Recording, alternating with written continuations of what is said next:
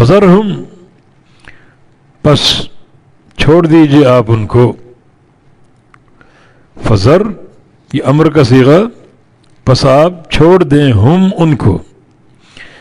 یہ خطاب رسول اللہ صلی اللہ علیہ وسلم سے ہے. پس آپ چھوڑ دیجئے. کیسے چھوڑ دیں؟ یخوضوا ویلعبوا، وہ اپنی فضول بحثیں کرتے رہیں. خوض کا معنی کسی چیز میں داخل ہونا کلام کے ساتھ، تو اپنی یہ فضول بحثیں وہ کرتے رہیں. یلعبوا، اور کھیلتے کودتے رہیں.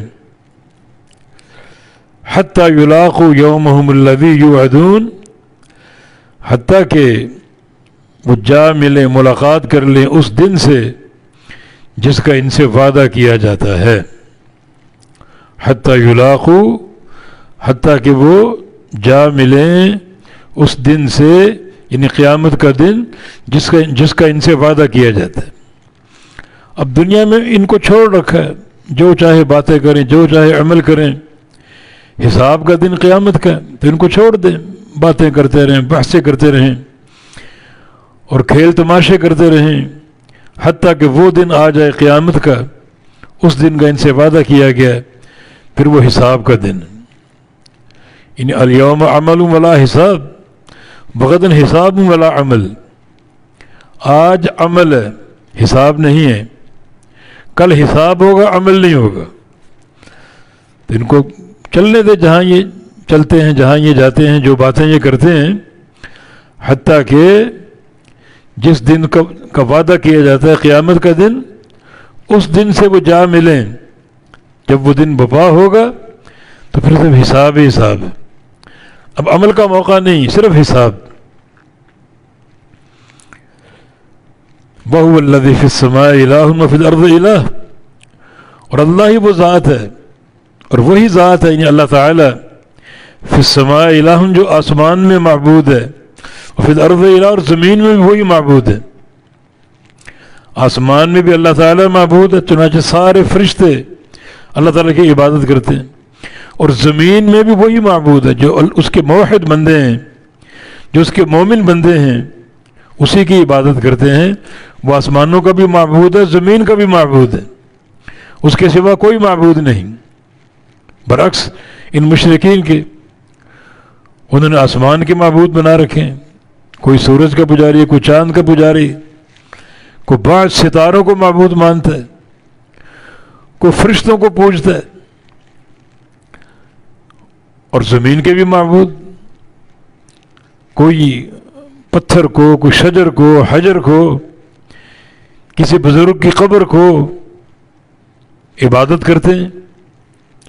تو انہوں نے تقسیم کر رکھا ہے، آسمان کے معبود اور ہیں، زمین کے اور ہیں، اوپر معبود اور ہیں، نیچے معبود اور ہیں.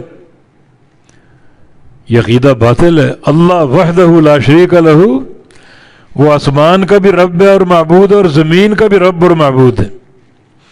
تو وَهُوَ الَّذِي فِي السَّمَاءِ إِلَٰهٌ، اور اللہ ہی وہ ذات ہے جو معبود ہے آسمان میں، وَفِي الْأَرْضِ إِلَٰهٌ، اور وہی ذات ہے جو معبود ہے زمین میں. وَهُوَ الْحَكِيمُ الْعَلِيمُ، اور وہ بڑا کمال حکمت والا اور کمال علم والا ہے. کمال حکمت والا اور کمال علم والا ہے، ہر شے جانتا ہے. وَتَبَارَكَ الَّذِي لَهُ مُلْكُ السَّمَاوَاتِ وَالْأَرْضِ وَمَا بَيْنَهُمَا، اور بہت برکت والا ہے، بابرکت ہے. الذی، وہ ذات، لہو ملک السماوات والارض، جس کے لیے آسمانوں اور زمین کی بادشاہت ہے. وما بینہما، اور جو ان کے درمیان ہے. آسمانوں کا بادشاہ بھی اللہ تعالیٰ، زمین کا بادشاہ بھی اللہ تعالیٰ، اور آسمانوں اور زمین کے درمیان جو بھی مخلوقات ہیں ان سب کا بادشاہ اللہ تعالیٰ ہے.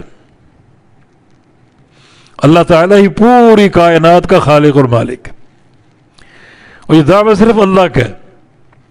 جن جن کو اللہ کے سوا پوجا جا رہا ہے ان میں سے کسی نے مطلق یہ دعویٰ نہیں کیا، ان کے دعوے محدود ہیں. اللہ تعالیٰ کا یہ دعویٰ لا محدود ہے. آسمانوں کا خالق بھی وہی، آسمانوں کا مالک بھی وہی، زمینوں کا خالق بھی وہی، زمینوں کا مالک بھی وہی، اور آسمانوں اور زمین کے بیچ میں جو کچھ ہے اس کا بھی خالق اور مالک اللہ ہے. یہ مطلقاً پوری کائنات کا خالق اور مالک اللہ، اور وہ بابرکت ذات. برکت سے مراد نعمت کا بڑھنا، ساری برکت اللہ کی طرف سے، کسی غیر کی طرف سے نہیں ہے. اللہ تعالیٰ ہی بابرکت ذات ہے. تبارک الذی لہ ملک السماوات والارض، بابرکت ہے وہ ذات، خوب برکت والی، نفع کو بڑھانے والا، مال کو بڑھانے والا، ایک بندے کے فوائد کو بڑھانے والا. تو بابرکت ہے وہ ذات جس کے لیے بادشاہت ہے آسمانوں اور زمین کی، وما بینہما، اور جو کچھ ان کے بیچ، جو کچھ ان کے درمیان.